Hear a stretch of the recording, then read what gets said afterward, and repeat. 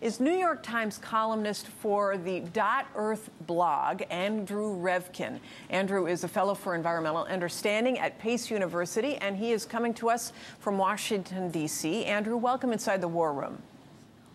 It's great to be with you.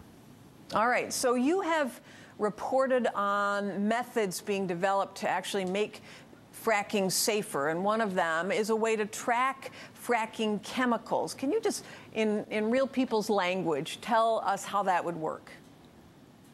Well, a lot of the debate, a lot of the fight over this technology relates to things that are essentially not provable right now. If someone a mile away from a well says that there's some contamination, not so much fracking fluids, but the salty water that comes out of a well, they can say there's salty water there, but you can't prove that it came from that particular drilling operation.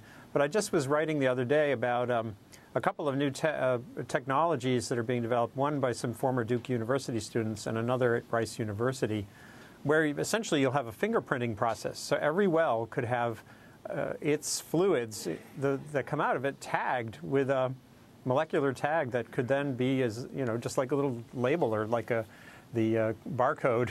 You could sort of say, well, there it is, and that would eliminate a lot of the fractious fights over. At least you'd have a sense of accountability. You'd have a way forward.